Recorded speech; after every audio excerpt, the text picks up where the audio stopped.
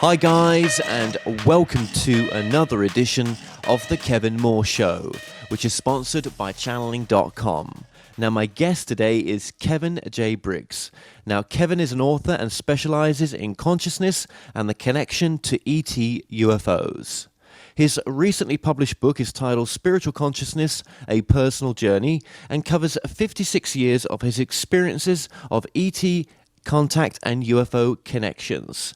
Now, Kevin speaks to many groups of UFO and ET enthusiasts around the world who are always eager to hear of his interactions and more. Now, he's written many articles which have been published in various magazines. So, Kevin J. Briggs, welcome to the show. Hi, Kevin. No, thank you for inviting me on your show. I do enjoy talking about my book now and my experiences. So, again, it's a pleasure. Thank you for inviting me. Well, Kevin, you're from the UK. You've obviously we share the same name, and obviously I'm from the UK as well. Now, I was from when I last left the UK, I was from Leeds. And whereabouts were you? I lived in a small town called Cleckheaton, about 12 miles from Leeds, and I was there as a police officer for many years. And I retired quite a few years ago now and decided to move over to the United States, and we settled in Florida for the warmer weather. Oh my gosh, so hang on a minute. Your wife is not American then, she's British. Yes, she used to work at the University of Leeds and I was a police officer. I reached the retirement age and my wife wanted to come to the US, so we went through the immigration process, and we were successful and were able to live here and became American citizens eventually. So that was quite an achievement for the two of us. Oh, no, it is. It is for any immigrants coming over here, it's not an easy process. I mean, I got married just recently, and I'm now based in Kansas, and even getting a visa legally is difficult. It takes a long time for that to go through. And when did you move over to the US? How long ago was that? That will be 18 years ago now. But it's flown by. It's just amazing, just where the years go. Really, just amazing. But 18 years ago. So you've been you're well acclimatized to the US now. Yes. Okay, I almost want to ask you then. You've been in the spiritual closet then for some time then. Yes, if I can explain briefly, I never spoke about any of my interactions or my experiences except to my brother and my wife Sandy. And it was a few years ago. I got up in the middle of the night to go to the bathroom, and I came back into the bedroom. I was about to snuggle down in bed when there was a bright light outside the window. And the light came in through the bedroom window, lit up the whole of the bedroom, and then it was like a myriad of butterflies, just bright light everywhere. And then two beings materialized at the bottom of my bed. Now, I know these two beings. I first met them when I was 8, and I've been interacting with them all my life.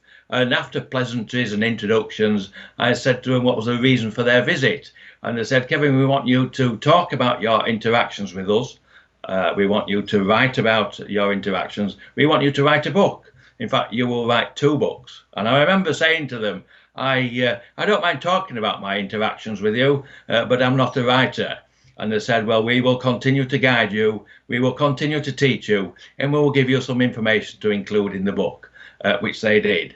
And the book was published last year in May, and I'm surprised at the interest in them. There's a lot of people interested in this topic. Yes, Spiritual Consciousness, A Personal Journey. It's got a lovely front cover. We'll link the book below in the description below, along with your website. And your website is just for the podcast? Yes, kevinjamesbriggs.com. Okay. Well, that's going to come up as a lower third on the screen throughout this interview as well. And I just want to thank, I think it's Karen Swain, if I've got the name right, Correct. who introduced us both. So thank you to Karen. I've been on her show before. So obviously, how many years as you said a police officer? Yes, that's correct. Yes. I actually did 20 years, 19, 20 years as a police officer. But I was fortunate in the fact that I joined later, so I was able to retire a little bit earlier. And and that's what the reason why we came over to the United States. So, and before that, I worked as a research technician at the university there in Leeds. So, and then over here, I sell real estate. So I've had three stages to my careers: a research technician, a police officer, and a real estate agent. So, Okay, it's quite varied. that's yeah, no, they're very different fields, and as an ex police officer, let's just keep it as that. Obviously, you're taught discernment, you're taught all sorts of practices when doing that job. I know the job's very different nowadays, but you've got to have a level head doing that job. Coming into this work, then, how difficult is that to embrace any of your sort of past life in that sense? Well, I found it actually being a police officer has helped me promote the book. It helps me to speak to people. So all the skills I learned as a police officer, I'm now using to promote my book, to promote my story, to share my experiences and speak with groups. So a transition really. We learn different skills at different times of life, and as I say, I'm using many of the skills I was taught as a police officer. So, But has it been difficult to have come from that space to being where you are now? I mean, we're going to get into the story, but obviously, your story is for some people will be far-reaching. For some others, they'll resonate, and for some they'll question. Yeah, I haven't had any difficulty with the transition. I've had spiritual contact all my life with my guides, and I'm very comfortable with it. I just see them as an extended part of my family, and they would visit me, I would visit them. So to me, it's all normal. And I say I wouldn't have spoken about it because of probably the controversy with it, or we don't fully understand it ourselves. But I was quite happy with it. It's who I am. It's part of who I am. So I'm happy talking about it now. I probably couldn't have spoken about it easily while I was a police officer because at the time it probably wasn't the right time to do that. But now I'm retired from the police force, and I sell real estate. So I'm able to speak about my experiences without any conflict, any confrontation anywhere. Okay, but these experiences, there's something that started in childhood for you as well. What was that? Yeah, well, the first thing was I was about 3 years old, and my mother had engaged a photographer to take some photographs for the family album. I was duly lifted up onto the oak table. We'd been washed and had our hair combed. And from that point of elevation, not only did I see a different perspective of the room, I also realized at that point I was conscious. And I was conscious again in a physical form. And that was my first recollection of being conscious and an understanding of consciousness itself being attached to the physical. So that was when I was 3, as I say. I didn't have any further understanding until I was 8. And then I was taking a weekly bath, which we did in those days. I'm not sure how hygienic that is, but the rest of the time we were sponged down with soap and water. But while I was taking the bath, there was a change in vibration in the room, change in the frequency. And I looked to my right and two beings appeared, both very attractive, both with long blonde shoulder-length hair, one male, one female, wearing a tight blue fitting jumpsuit type garment. And they were slightly elevated from the floors, I think I said, and they were speaking to one another telepathically, and I could understand what they were saying. And they were speaking about me, not to me. And I was terrified by this, but I remember the female saying to the male, "Is this the boy?" And the male said, "Yes, it is." And then the female said, "Are you sure this is a boy? Look at him, he's small, he's uneducated, and he's frightened by our presence." And she was correct, I was terrified. And he said, "Yes, this is a boy, I will guide him, I will teach him." There was some other conversation in that, and then they left. I was so frightened, I stayed in the bath. The water went cold, and my mother came to see why I was still in the bath. And I explained about the two beings that were there, and she said it was just my imagination. It wasn't, and I've been in contact with them all my life now. And they were true to their word. They guided me, they taught me, they educated me in relation to consciousness. Okay, yes, because obviously your book, Spiritual Consciousness, A Personal Journey, is all based on that. And that'll be the theme of this interview as well. But obviously, from that time when your mother didn't believe you to your experience in Florida, you say they've been in contact with you all this time, yet you've not. When you say in contact, what does that mean in between that time? Contact Okay. as in. Yeah, well, they have different modalities of contact. They can materialize in the bathroom as they did, materialize in the bedroom as they did. They can speak through dreams. They can even communicate with you telepathically. They can attract your attentions with synchronicity. And I was also taught when I got to 9 years old how to travel outside of my body, how to separate my consciousness from my physical. So that was another mode of contact. I was able to leave my physical and go and join them as pure conscious energy. And the reason that occurred, I remember it was a Sunday, and an orb appeared. And what it was, a bit perturbed by it. It was an orange orb about 4 to 6 inches across, and it was slightly vibrating. There was no communication with it. I now know that orb was one of the beings I saw when I was 8. His name is Ort, I know his name, and he was there for a whole week until the Friday. And then when he left, my psychic abilities had been enhanced no end. So I was able to travel outside of my body, separate my consciousness from my physical, and I would just use it to go and visit my grandparents who lived in Liverpool at the time, about 70 miles away. And I would go over on a Sunday, I would relax, open my mind, travel over there, and I would go into the roof and sit down in the upstairs master bedroom. They had a dressing room, and I'd sit in that dressing room,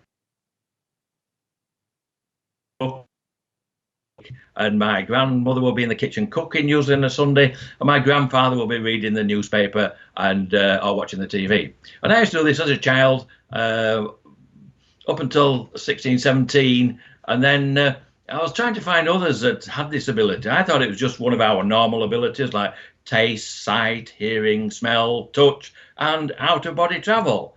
But I was unable to find anybody that was able to explain it to me, and we didn't have the internet then. And so I tried speaking with my friends, my social circle of friends, but nobody had any information on it. So I thought I'd have to ask my guide. So I asked Ort and Dee when I got a little bit older if they could show me more and explain to me how this works. And they did. They continued to meet with me in the different modalities of contact that they use. And okay, so obviously, at what age did you sort of cut it off and say, look, I'm going to go down a mainstream career here. I don't need this. Did you ever do that? I mean, I know you say you've been in contact even since the Florida sort of event happened, but I mean, was there any time where you said, no, not doing this? No, Go away. I was always very open to it. As I said earlier, it's part of who I am. If I needed anything, I would ask them. If I needed to pass an exam, I would ask for their help and assistance in passing exams and things like that. So part of my life. So did you call them in, or were they just there? No, I used to call them in. Sometimes they would turn up, but usually when I needed some assistance, some help, some more knowledge, I would call them in, and they would come in and they would speak to me and show me more things. Okay, and how do you know this wasn't okay? So were they physical in appearance sometimes, or very rarely? Physical in appearance sometimes, probably I don't know, maybe 20% of the time when I've spoken to them, but probably more conscious energy, really, I think, how they would appear, and then the communication within the different modalities. Usually, you can always tell when there's a change in the vibration in the room, a change in the frequency in the room, and that then, if you open your mind, then you can receive the information and things. But they would very often come when I was sort of 16. I asked for 17. I asked for more information, and Ort came, and I went to bed. I relaxed, and I held my hand out and asked him, could he show me some more? So he came. He took hold of my hand, and I looked down and saw my body. My body was asleep, and we went out through the window, and we were 3 stories up at the time. We flew around the subdivision, the estate as it were, and came back in through the window. And I looked down and I could see my body. I went back into my body, bearing in mind I'm used to doing this on my own, but not with someone else. So the following morning when I woke up, I thought, well, that was cool. So I was thinking about it during the day, and I thought, when I go to bed this evening, I'll try it again. I'm not certain whether I was dreaming, whether it was real. So I went to bed, I relaxed, I opened my mind, I held my hand out and asked Ort to come again. He came, he took hold of my hand. We went out through the window again, and we flew down into Leeds city centre. And I saw the busy, vibrant city centre there. I saw the buildings that I recognised, the Leeds University, where I worked at the time, the town hall, the museum. And then we flew back up to my apartment, back into the window, and I could see my body fast asleep. I went into my body. So the second morning I woke up and I thought, I'm still not certain whether I'm dreaming, whether it's real. So I thought, right, I'll ask again for the third time. So that following evening, I went to bed, I relaxed, I opened my mind, I held my hand out and asked Ort to come and show me some more. He came, I looked down, I saw my body, it was asleep. But I said to him this time, I said, I'm still not certain whether I'm dreaming, whether I'm sleepwalking. Instead of going out through the window, because we're 3 stories up and we've got concrete pavement below, can we go out through the roof? So we went out through the roof. And then all subsequent journeys, we went out through the roof. So, but that was out of body traveling, which I was used to from age of 9, but doing it on my own. Now I was doing it with Ort himself, and he was able to take me further and show me more. Okay, and where did they say that they were from? They'd tell me they were fifth dimensional beings. They were Arcturian. As I said, they were very attractive. They said I was part of their extended family. The only difference being I live in the 3rd dimension and they live in the 5th dimension, but I'm part of their family. And of course, with your family, you never spoke to anyone. I know you spoke to your brother, but when did that happen? Your brother was the only person, I believe, that you spoke to about this. Yes, initially. That was probably from the very beginning of it, when it started. And my brother has his own memories of, and he always recalls it. And but then I met my wife, who's still my wife now, and I thought I'd better let her know about these extra abilities and things, that I'm able to communicate with deceased people and these extraterrestrials or higher conscious beings, however you want to describe them. So I mentioned it to her as well, and she's obviously been a part of it, and she's had some of her own experiences, especially in the latter years since I've been asked to write the book. Some of them now communicate with her, they'll show her craft and things like that. And there's one of them that I know that he has a sense of humour, and he moves my wife's personal items around the home, much to her disdain, I think. But I did ask him why he did that. And he said there was, he liked teasing her. He thought it was funny, but there was a serious side to it. And the serious side was to let her know that we are here, we are amongst you. These higher conscious beings have an understanding of consciousness and use it. We don't tend to do that yet as a species, but I'm sure we are developing it. And if they can teach me how to do it, then I'm sure we'll all have these abilities. We just need to learn how to use them.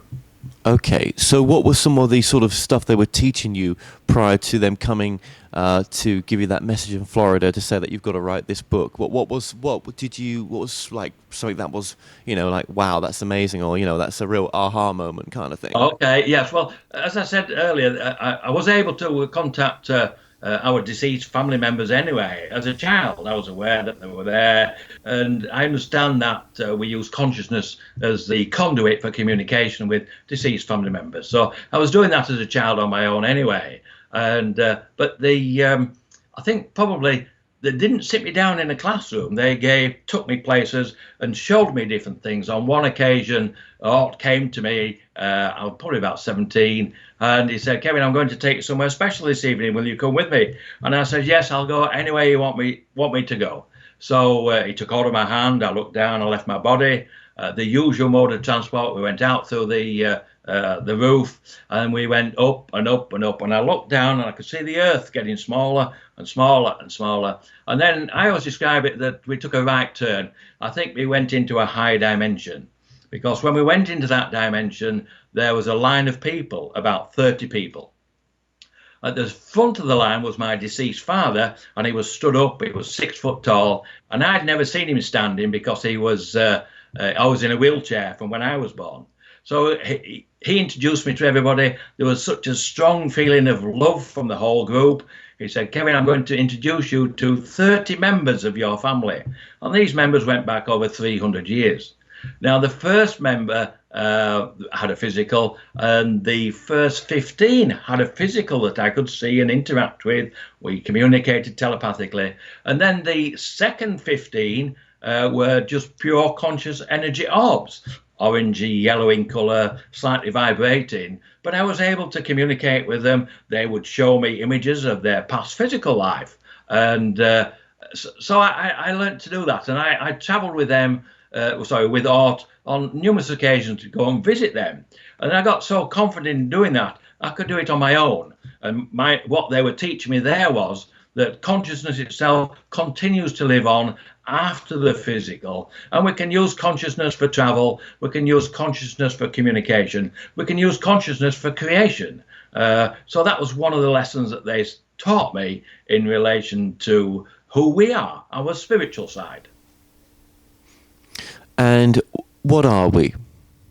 What are we? Oh, that's a good question. I haven't been asked that one before. I would say we are conscious physical beings at the moment. Our conscious energy comes into the physical by choice. We live a physical life, and we learn about physicality. We learn about consciousness while we are here. And then when our physical expires or dies, we move to a higher level of consciousness, and then we can choose to come back if we choose to. If not, then we can stay at those higher conscious levels. But I believe we are here to learn, as I've been learning and I've been taught.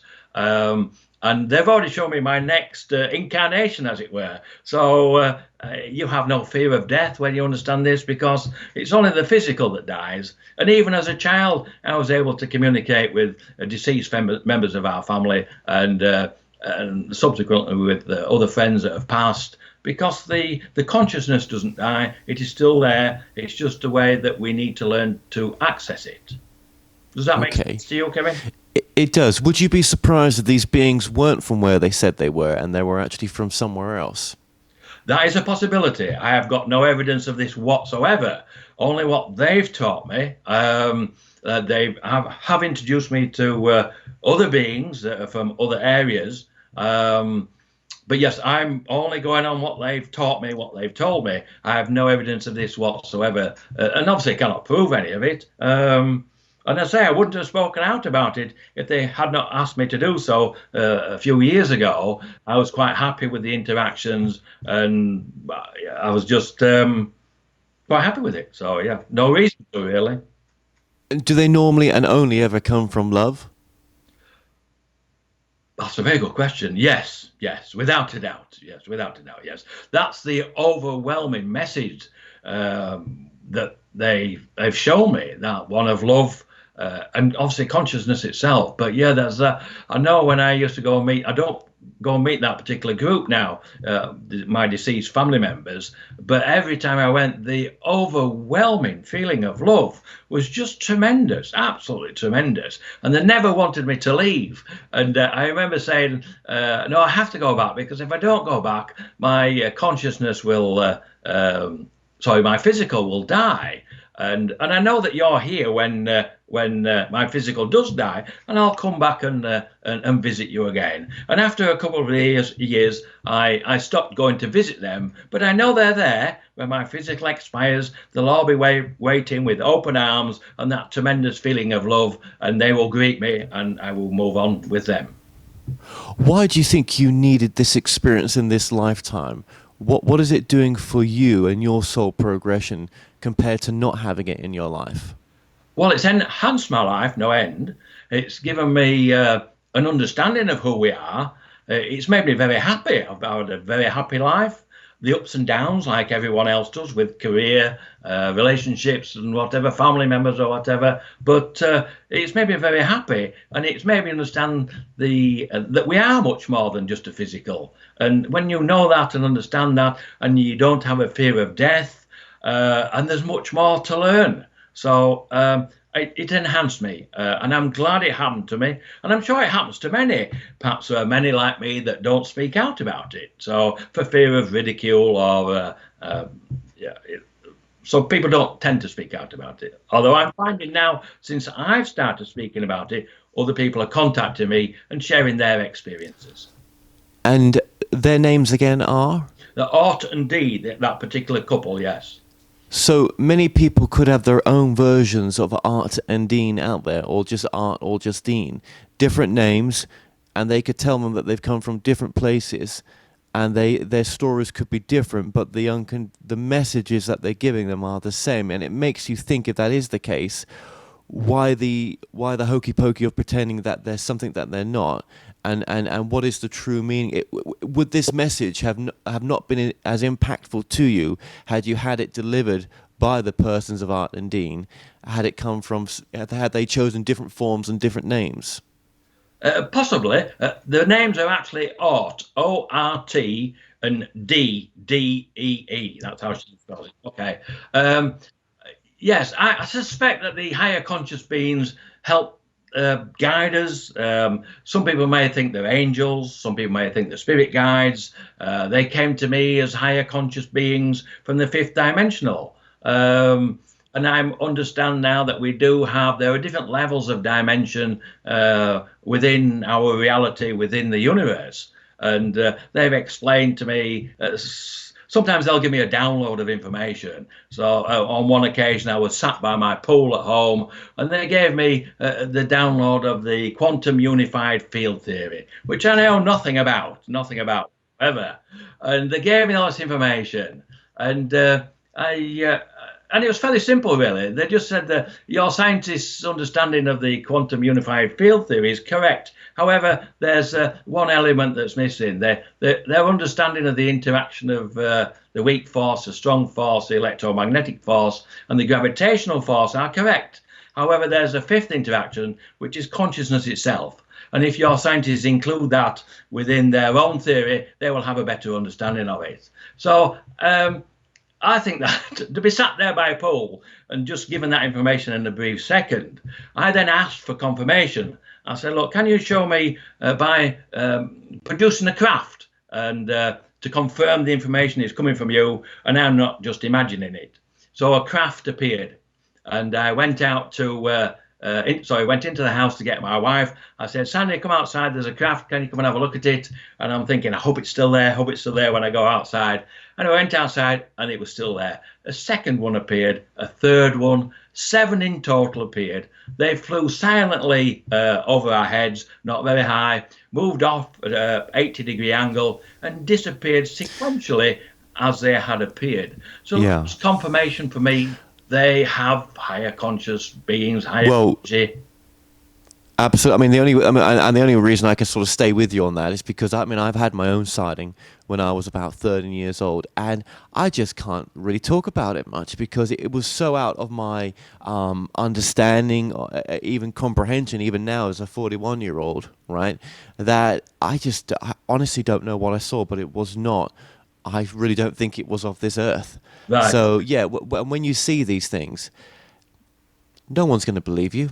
No, they don't. No. I asked them that question when they've asked me to talk about and write about my experiences.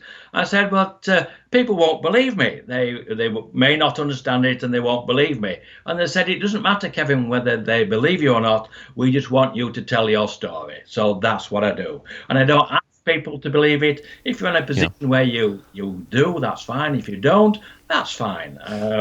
But we have to have discernment, though, don't we?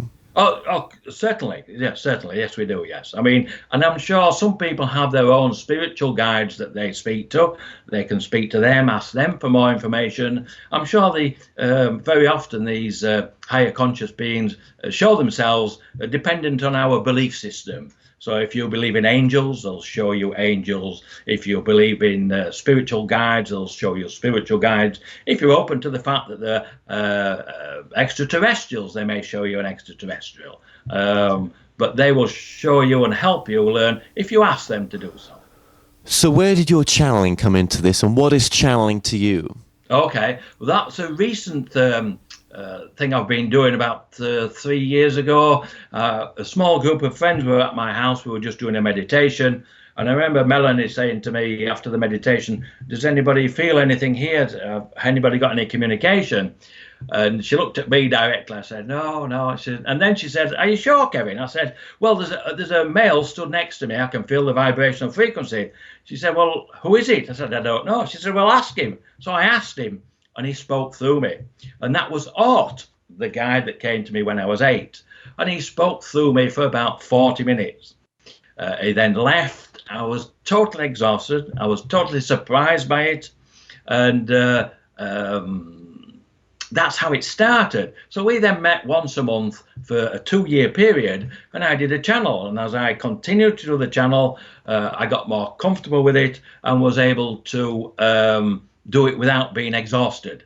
And I did that for 2 years. We recorded all the channeling, and I've transcribed it. So I'm going to put it in a book so people can read it. Well, I know when I read it, it's fascinating information. It's about our planet, about how to preserve it, who these higher conscious beings are, but just amazing information. But what I understand is they use their consciousness. They call it dual physical conscious communication. I think that's what they call it, where you've got two consciousnesses. You've got mine. I step to one side, and then they use their consciousness, come in and use my physical. Yes, now. So but I've stopped doing them at the moment because I feel that they've given me quite a lot of information, and I don't feel as if I've got any more that I need to do a channel with. So at the moment, I'm just withholding on that, unless they ask me to do some more. Occasionally, they will ask me to go somewhere, speak to someone, and do a channel, and then I will. But I feel that I've done most of the things that they've asked me to do, and I'll continue along that path. Okay. And I'm guessing some of the stuff that came through was, pretty profound. And you probably think to yourself, well, how did that? Well, that's not me. That's not me talking there. What was some of them? What was, again? If you would just share just one thing with us, what was one profound thing that they shared in some of that channeling? Okay, well, one of the things, they were very concerned about our planet. They're very concerned how we're polluting it, how we're killing the planet. And they were very concerned about us as a species. If we kill the planet, we kill ourselves. And they're helping us to do that transition to a higher level of consciousness. And then they want to share some of their technologies with us so they can help us with the pollution, turning the planet back into the state that it should be. Just one of general concern about who we are, what we're doing to the planet, and what we're doing to one another with all the wars and things that we have. And they say that they can help us in the transition to a higher level of consciousness, and also help us to create a planet that's self-sustaining without destroying it, without polluting it. Sounds amazing. It sounds like, we are trying as a species, aren't we? We are trying to get better and do better. I do see the improvements in the world, even though, when you look at it, sometimes it looks like it's going backwards, but, that we are going forward in a lot of respects. So, going to Florida now, obviously where you are, and going to when you had the message to move the work forward, what happened after that? Okay, what happened after that? I started speaking at different conferences. And I was asked by the guys to go and see if I could speak at these conferences. And I was surprised at the welcome I was given. And I've now spoke at 4 or 5 different conferences to people that are interested in the subject. And through that, I'm meeting other people. And what I'm finding now, I'm meeting other people who have their own guides, who have their own higher conscious beings, but we're all given the same message. We all have a little piece of the jigsaw. And when I meet, I call myself now an experiencer, it's a new term I've learned. And when I meet other experiencers, when you talk to them, you know straight away because they have all the information you've got. Or there might be a little bit missing, you share the information. And I met one lady once, I went to a meeting and I gave her a copy of my book to give to someone else. And when she took hold of the book, she felt an urge to open the book at the back. And there's a photograph, a sketch of Ort and Dee there. She opened the book and she said, I know these two beings. I've met them myself. So she then contacted me. I went down to meet her and we discussed the information they'd given her, and it was almost identical. I took my notes with me, she brought her notes out, and we even gave information that no one would have unless you'd actually met them and they'd given you the information. So very often you get confirmation by meeting other experiences. And as I say, there are more and more now speaking out because they've been asked to. Yes, and now tell me about obviously, just describe what these beings look like as well, just so we've got an idea for the audience. Okay, well, Ort and Dee are very attractive, tall, probably about 5'10", 6 foot probably, long blonde shoulder length hair, blue eyes, and when I see them, they've always got this tight blue fitting like jumpsuit on, almost skin tight. And they speak telepathically to one another and to me when they appear with any of the different modalities that they use. So I know they also gave me the ability to travel on the astral plane, and that's another modality of contact they use. And I remember on one occasion traveling on the astral plane, and they came alongside me in a craft. And the craft had a conscious skin on the outside. It was conscious. And they invited me onto the craft, and they wanted me to convey a message to someone. So I made a note of the message, and I said I would convey the message. But what I did ask them, I said, let me see if I understand this correctly. We are three beings traveling on the astral plane in a conscious craft, and I saw them as pure conscious energy, did not see them as a physical being. So they said, yes, that's correct. We are traveling on the astral plane as three beings, as pure conscious energy in a conscious craft. And I thought, oh, that's just amazing. But that's the abilities that they've taught me. That's just part of expanding your consciousness, interacting with consciousness, as I said before, for travel, conduit for communication, and for creation itself. I suspect that they created that conscious craft just solely for the purpose of traveling on the astral plane. And then they came along and met me. And as they met me, that taught me more about who they were and how if I can travel in that mode of transport and they can travel in that mode of transport, are we not the same beings, just they're at a higher dimension and we're at a lower dimension?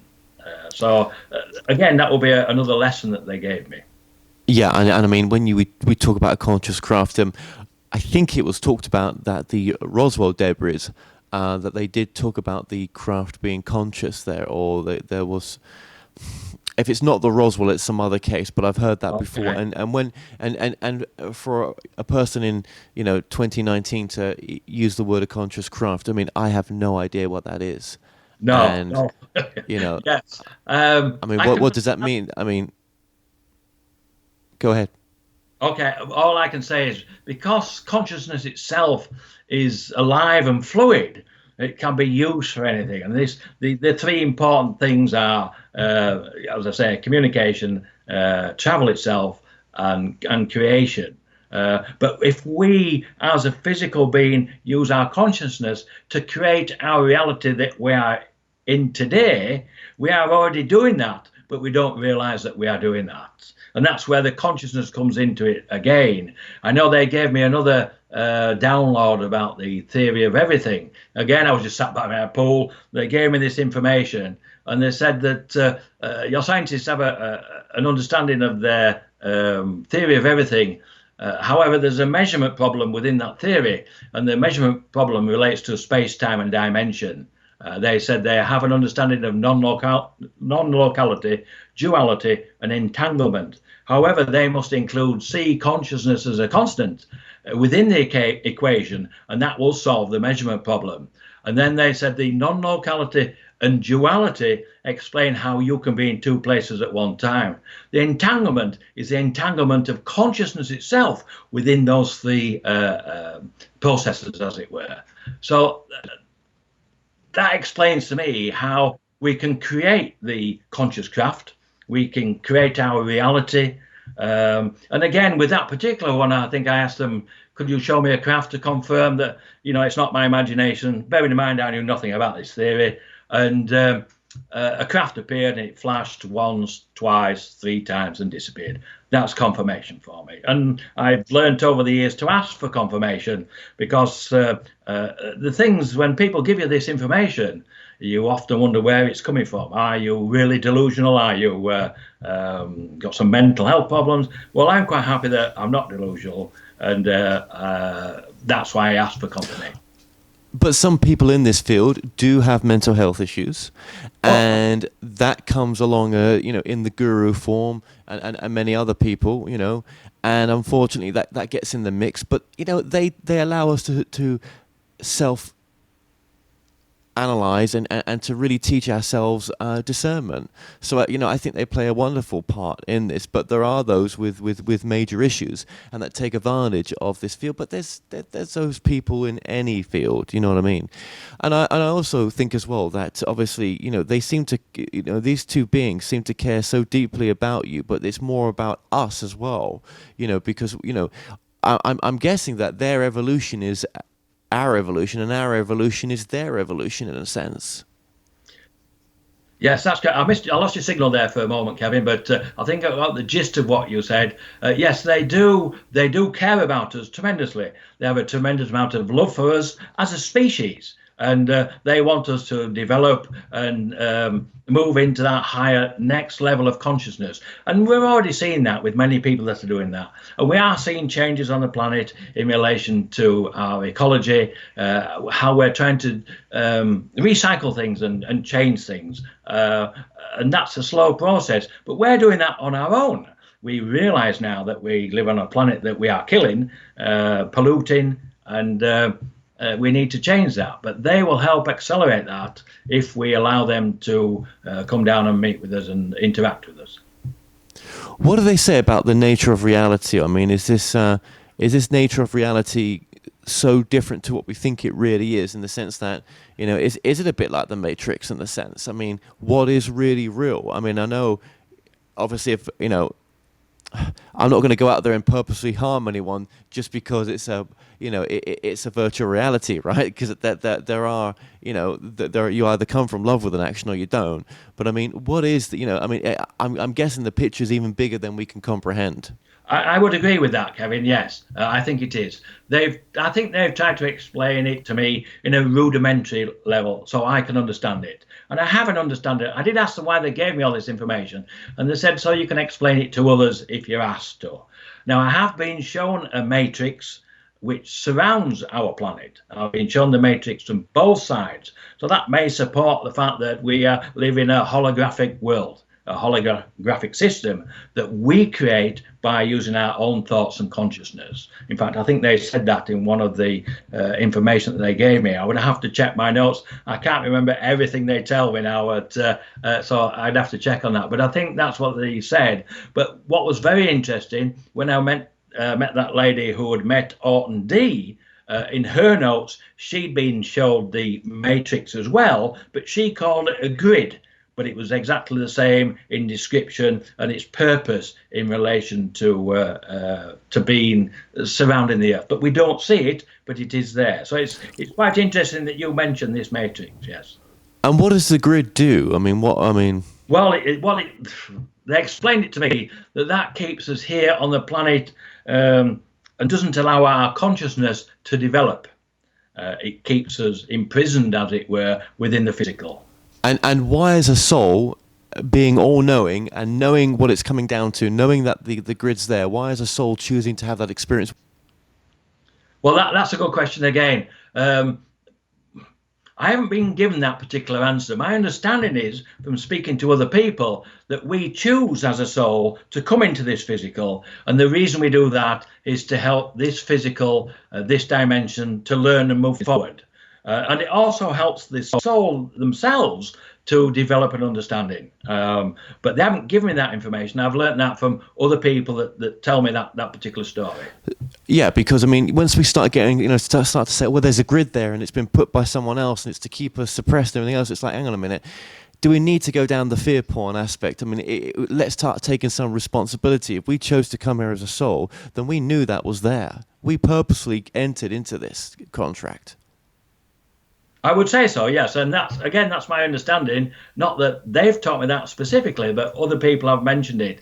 But I'm an example that you can go beyond that matrix. We're not really kept in that isolation in the physical. We can travel beyond it. Yeah, I mean, when we do travel to beyond it, when mankind does travel to Mars in the end, I mean, they've obviously passed through the grid. So have we then consciously raised ourselves so that that's not there anymore? Possibly. Again, I don't know the answer to that, Kevin, but that's a possibility. I think the grid is there really for it stops the development of our conscious side. Right. It's not so much that we can't travel through it. Yeah, it's some sort of suppression for the. Well, we are very suppressed when it comes to consciousness. Give us a religion where it tells us what to think, do, and say, and God is love, God is peace. But if you're gay, you're going to go to hell. But God is love, God is peace, and if anything else, you're going to go to hell. Yeah, there is a consciousness restriction, definitely. Give me fear, and I will soak it up. Give me love, and I'm not really too bothered about that. Yeah, but I would agree with what you said earlier. They emanate love all the time. It's a tremendous feeling to feel that. Yeah. And we do, our society, we use fear to keep people controlled, to keep the population in control and things. Well, tell me then. Obviously, I know that we've only sort of touched upon some of your work here, and again, I would recommend the book if you're going to go deeper into Kevin's work, most definitely. And again, the link's just below, and again, you can get it from Kevin's website as well. There'll be links on Kevin's website for the book. But you talk about seeing now.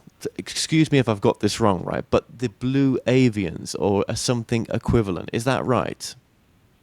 Yes, I have met I call them higher conscious beings. Some people refer to them as extraterrestrials. I did meet a blue avian type being when I was 14.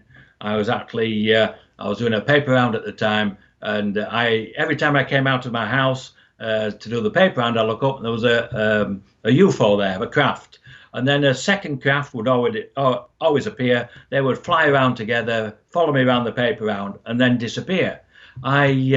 At one point, I became a little bit paranoid because I thought they were following me, and clearly they were. And while I was doing the paper round, I was always aware of other beings following me either the other side of the hedge. I could sense that vibrational frequency, that higher frequency that they exist at. And on one occasion, I plucked up courage to ask them to show themselves, and two small grey beings appeared. And I wasn't frightened by them. They were about the same height as me when I was 14. And they said there was a group of people that wanted to meet with me.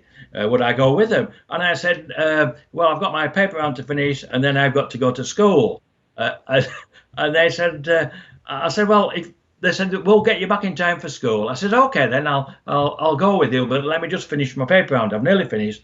So I finished the paper round. I went with them, and I was taken to a large craft. And I know it was large because we pulled into this hangar, and in the hangar were many different crafts.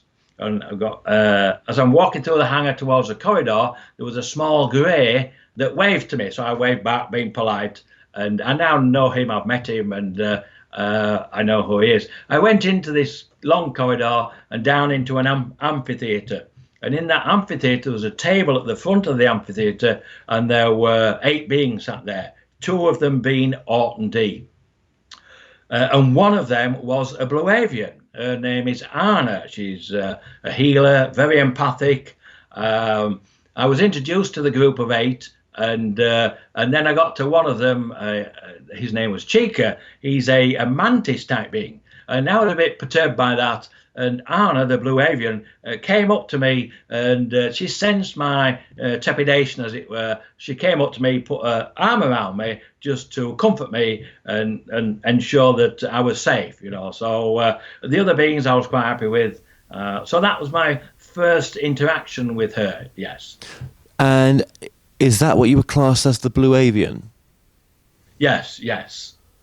She had. She looked like a bird. She had a beak like a duck, and very small, tight blue feathers. I mean, I did after that.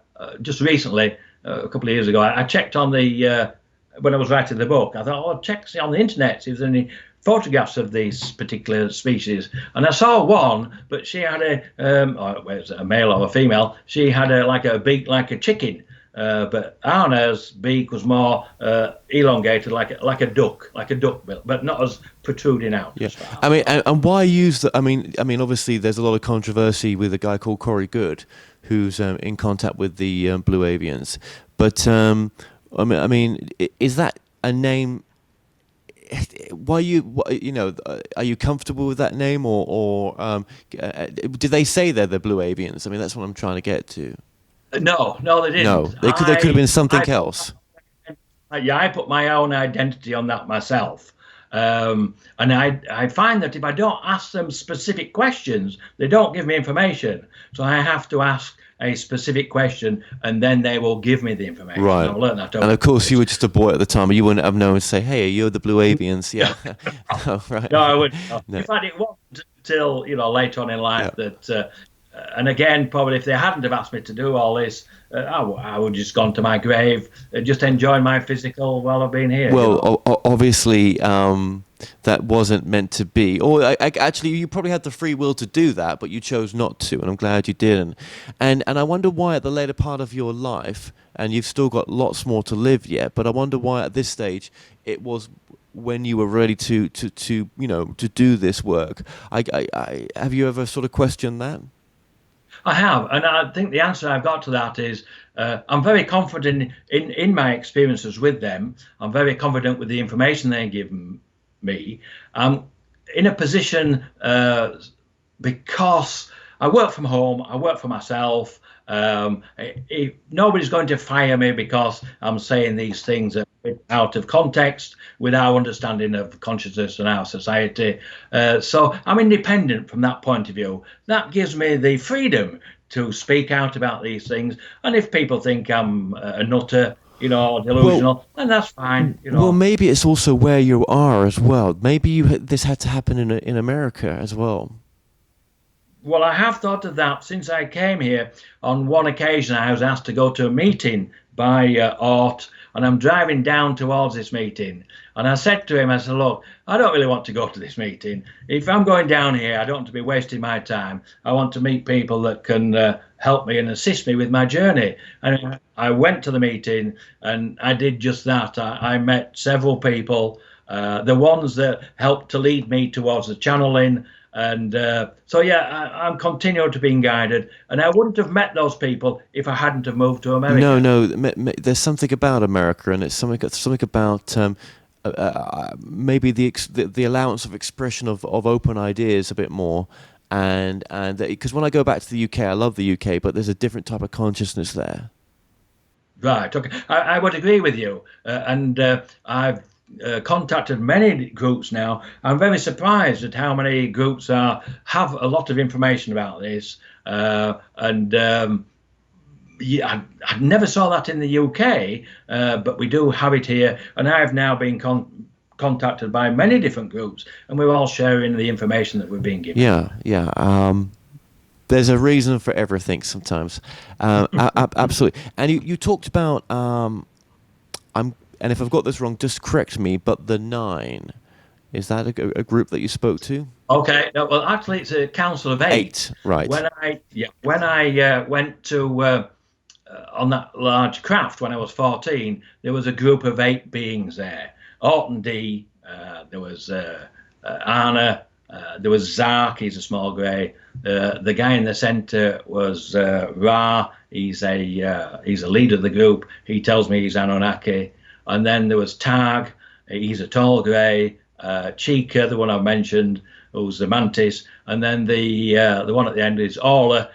She's a tall white. So different species. But what I didn't realise at that time when I was 14, I thought I was just taken there. They wanted to see a small human boy, and I was just being paraded in front of them. I realise now that group, that council of 8, and all those other people there in the audience who I thought were there to just see a human boy, it was like a big delegation, like our United Nations. And they inform me that they are responsible for this quadrant of the galaxy. I mean, that's taken us leaps and bounds further forward. And obviously, again, I've no evidence of any of this, but I continue to communicate with them. And I now know of others that have communicated with them as well. So I'm very confident in the information, and I'm very confident about speaking about it. Because of the experiences that I've had, it's not just that one experience, it's a lifelong contact and experience with groups of higher conscious beings. And again, let's just remind everyone, what is the most important message right now of what they're communicating with you and what they have been communicating with you in general? Okay, well, the most important message is now they're actually wanting to meet with our United Nations. They've actually given me a date and time, and I'm working towards that now. Hopefully, if I can explain briefly how I got the information. February the 1st this year, I was woken up by a large craft above the house. It made a tremendous noise, and normally they're fairly quiet. And then I was given the message telepathically. And so I repeated the message back to them. I walked into my bathroom and I asked them if this message was correct. Can they turn the street light off that was immediately outside my bathroom? The street light went off immediately. That was the confirmation. The time that they woke me up was, as I say, February the 1st, and it was 1:11 a.m. So that's the confirmation at the front end of the message, and then the confirmation at the back end by turning the street light off. A bit later on, about 7:45 in the morning, I was woken up physically by someone jumping on the bed twice. They jumped on the bed. I thought it was my dog or one of my dogs, but it wasn't. They gave me the second part of the message. I'd got the location, which was the United Nations. I've got the time and date now. So I went into the bathroom, bearing in mind it's daylight, and I said to them, right, you've given me the location, you've given me the date and the time. If this is correct, can you turn the street light on? And the street light went on immediately. And they've used this modality of contact before, and I'm comfortable with it, but I always ask for confirmation. And it usually coincides with the synchronicity or the confirmation I ask for myself. And I choose which confirmation to ask for, and again, I'm comfortable with that information. So what they would like to do is a little bit later on, they give me some more information to share those times and dates with a group of about 8 people, and I did that by email. And all these people who are prominent leaders in the different groups who have been working towards this for many, many years, and I've shared that information with them. So wonderful, wonderful. And your website one more time is? It's kevinjamesbriggs.com. Excellent. Okay. Well, Kevin, I just want to say thank you so much for coming on today, and for sharing these wonderful messages, and for the book that you've done and the work that you're doing. So thank you so much. Well, thank you, Kevin. I've enjoyed being on your show. I do enjoy talking to them about my book and my experiences now. But without people like yourself, you are helping me get that message out there. So thank you. Thank you very much.